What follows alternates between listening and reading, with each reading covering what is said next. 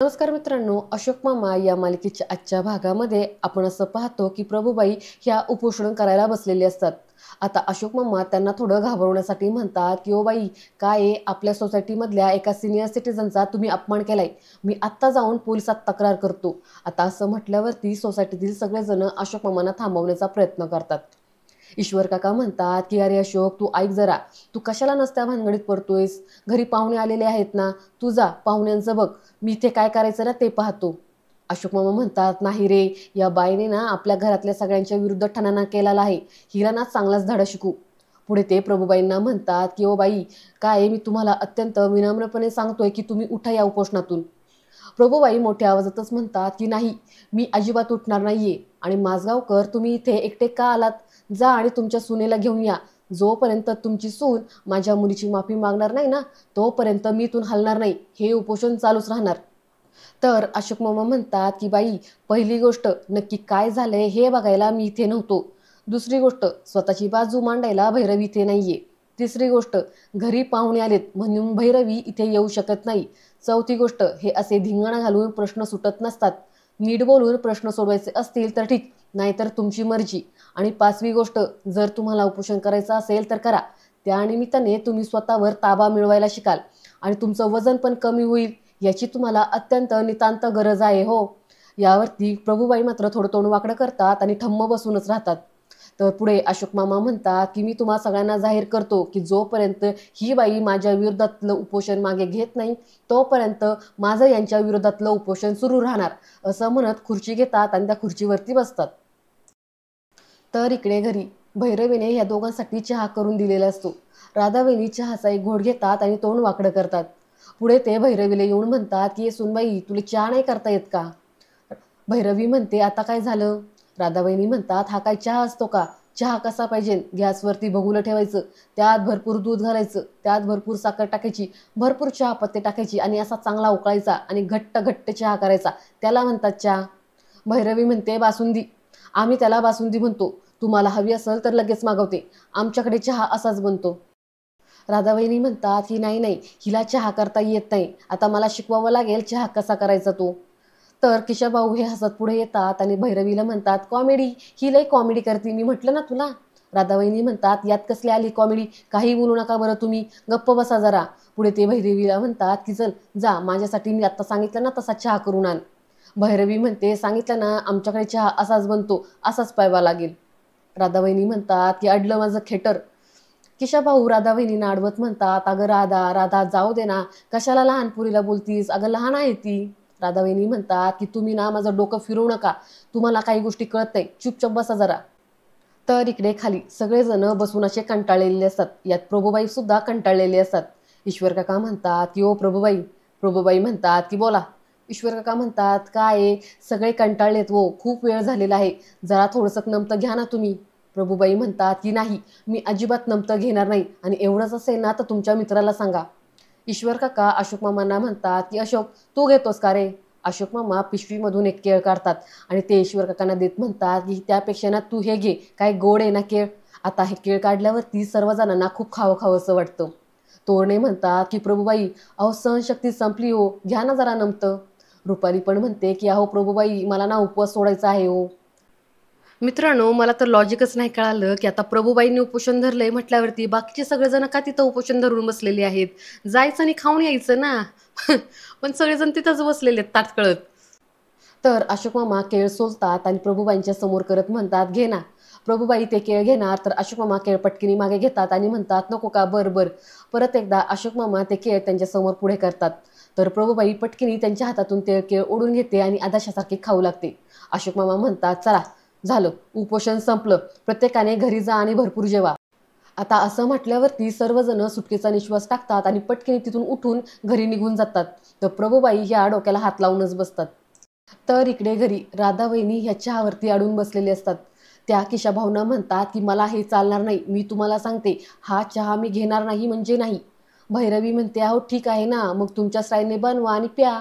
राधाबाईंनी म्हणतात की माझं मी बघून येईल, कशी बोलते ही, हा, तुमचं तुम्ही माझं मी. अगं भरल्या घरामध्ये तुमचं तुमचं माझं माझं असं चालतं का? हा, घरच्या बाईने सगळ्यांना जे लागतं ना ते तिला करता आलं पाहिजे. भैरवी म्हणते, आमच्याकडे सगळ्यांना जे हवं ना ते सगळे करतात. राधावहिनी म्हणतात की अरे देवा, कशी बोलून राहिली ही, हे काय हॉटेल आहे का? बाईनं ज्याला जे हवं ना ते करून द्यायला हवं. किशाभाऊ राधावहिनींना म्हणतात, अगं मी काय म्हणतोय, कायला लोकांच्या घरामध्ये तंटा करते. राधावहिनी म्हणतात की हे पहा, एकतर तुम्हाला काही समजत नाही, मी तुम्हाला सांगते ना, मला जसा चहा पाहिजे ना सेम टू सेम तसा जर मला भेटला नाही ना, तर हे बघा मी चालले. तेवढ्या तिथे अशोक मामा येतात आणि ते म्हणतात की वहिनी कुठे? आता राधा वहिनी बोलणार त्याच्या आत भैरवी पटकिनी पाठीमागून येते आणि म्हणते की नाही, करा ना तुमच्या पद्धतीने, तुम्हाला हवा तसा चहा करा. राधा वहिनी म्हणतात की गुणाची आहे सुनबाई, हो खूप गुणाची आहे. तुम्हाला माहिती आहे का भाऊजी काय झालं? अहो मी म्हटलं की माझ्या स्टाईलचा सारा चहा करते, तर यामध्ये माझं चुकलं कुठे सांगा बरं. अशोक मामा म्हणतात की नाही नाही, तुम्ही आमच्या पाहुण्यात की नाही, तुम्हाला जे हवं ते तुम्हाला सगळं मिळायलाच पाहिजे. शिस्त म्हणजे शिस्त. पुढे राधा वहिनी भैरवीचा हात पकडतात आणि तिला म्हणतात की चल, तुला ना आपल्या स्टाईलचा चहा शिकवते, असं म्हणत त्या तिला तिथून घेऊन जायला लागतात. तर भैरवी तोंडावरती खोटं खोटं हसू आणत अशोक मामांना म्हणते की बाबा द्या ना पिशवी. असं म्हणत आता भैरवी त्यांच्या हातातली पिशवी घेते आणि किचनमध्ये ह्या दोघीजणी जातात. तर आता चहा बनवायला सुरुवात होते.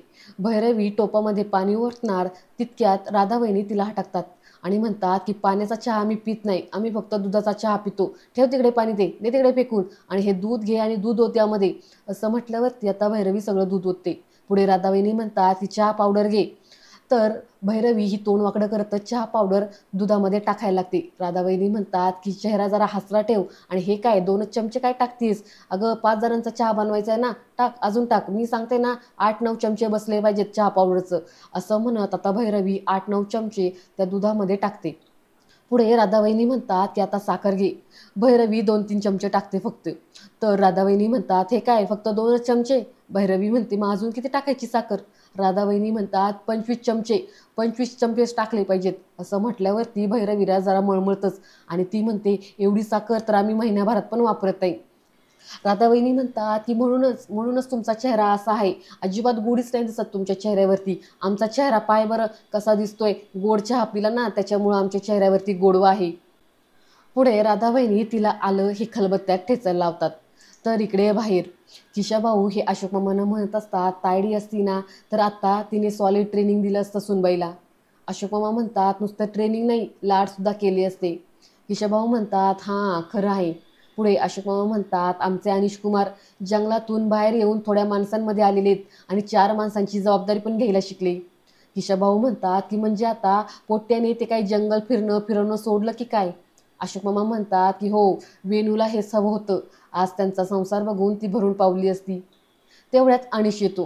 किशाभाऊ अनिशला पाहतात आणि म्हणतात की अरे हो राजे आले हो, तुला ना 100 वर्ष आयुष्य आहे. तर अनिश हसतच पुढे येतो आणि म्हणतो अरे किशा मामा तू कधी आलास? असं म्हणत तो पाया पडतो. किशा मामा म्हणतात की सुखीरा. किशाभाऊ म्हणतात की सुखीरा सुखीरा, अरे किती दिवसांनीच भेटलास, बस बस काय म्हणतोस, कसा आहेस? अनिश म्हणतो तंदुरुस्त, एकदम मस्त. अशोक मामा अनिशला विचारतात तुला इंटरव्ह्यू कसा गेला रे? अनिश म्हणतो की बाबा छान झाला, पॉझिटिव्ह फीडबॅक येईल असं वाटतं. अशोक मामा म्हणतात की वा, आता मला सुखाने चहाचा आनंद घेता येईल.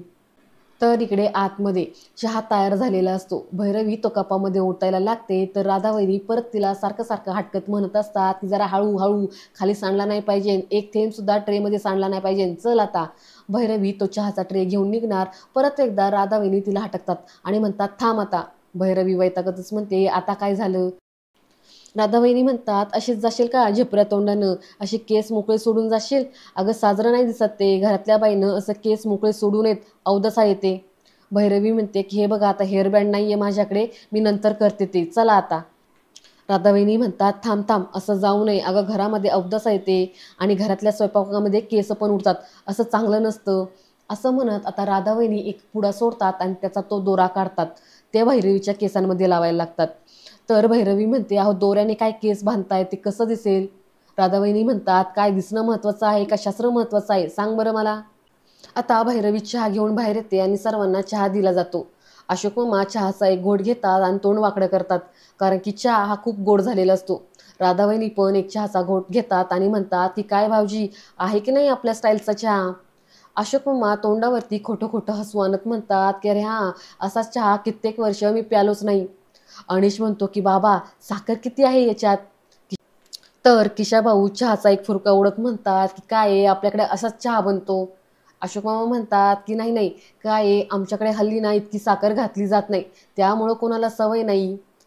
राधाबहिणी म्हणतात की आता पोरीसाठी आपण ॲडजस्ट व्हायचं का पोरीनं आपल्यासाठी ॲडजस्ट व्हायचं, सांगा बरं मला. पुढे त्या भैरवीकडे बघत म्हणतात की काय अशी उभी राहिलीस, घे की चहा. भैरवी म्हणते नाही नको, मला एवढा साखर घातलेला चहा मी पित नाही, म्हणजे मला सवय नाही ना, आणि अचानक माझी सवय मी अशी बदलू शकत नाही. राधाबाईंनी म्हणतात की हे पाय भैरवी, लग्न झालेली पोरगी ना तिच्या नवीन घरी जेव्हा जाते ना, तेव्हा त्या घरातल्या सवयी आत्मसात करायला लागते, जुन्या सवयी विसराव्या लागतात. घर बांधलेलं राहतं, चांगलं राहतं. काय भाऊजी, काय चुकलं का माझं? अशोक मामा म्हणतात की नाही नाही, बरोबर आहे भैरवीचं. आता असं म्हटल्यावरती भैरवीला आश्चर्य वाटतं. अशोक मामा पुढे म्हणतात की काय आहे, गावात मुलींची लग्न लवकर होतात, पण आमच्या भैरवीचं तसं नाही ना. भैरवी परदेशात राहिलेली मुलगी आहे, एकटी राहिलेली मुलगी आहे. तिकडे तिलाही काही वेगळ्या सवयी असू शकतात ना, त्या कशा बदलायच्या सांगा बरं. असं म्हटल्यावरती भैरवी आणि अनिशला फार बरं वाटतं. तर राधाबाईंनी म्हणतात की भाऊजी, पण सुनेनं घरच्यांसाठी आपल्या सवयी बदललेल्या चांगलं राहते ना, घर बांधलेलं राहतं नाही का.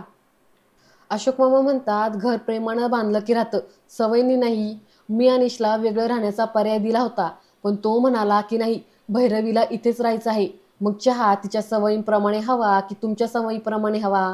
फार क्षुल्लक गोष्ट आहे की नाही वहिनी ही. असं म्हटल्यावरती राधावहिनीचा चेहरा जरा पडतो. त्या म्हणतात की बाप्पा, लयच कौतुक चाललंय सुनबाईचं. अशोक मामा म्हणतात की उलट आवर्जून हल्लीच्या सुनांचं कौतुक करायला हवं. सगळ्या आघाडीवरती त्या लढत असतात, घर नोकरी या सगळ्या काही ते सांभाळत असतात. मग या अशा वेळेला आपल्या अपेक्षांचं ओझं कशाला त्यांच्यावरती टाकायचं.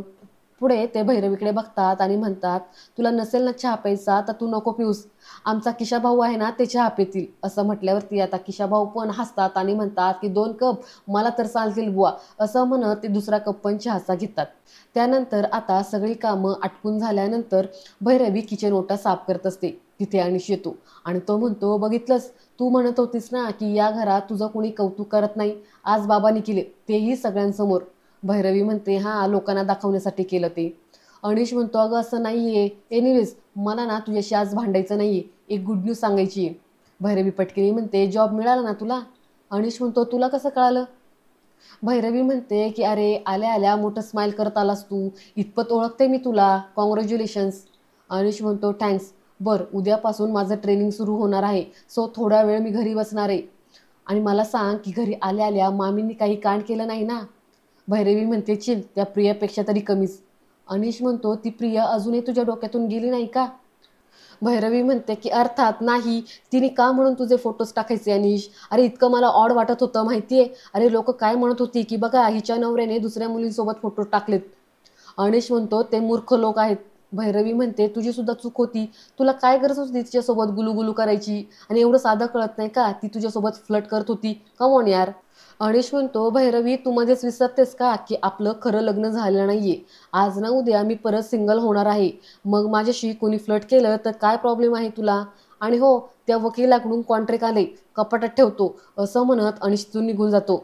तर भैरवी मात्र अनिशच्या बोलण्याचा विचार करू लागते. भैरवीला आता थोडंसं जेलस फील होते. ती आता अनिशच्या बाबतीत पॉझिटिव्ह व्हायला लागली. आणि आजचा हा भाग इथेच संपतो. आता पुढील भागात काय होणार आहे ते पाहण्यासाठी चॅनलला सबस्क्राईब करा. धन्यवाद.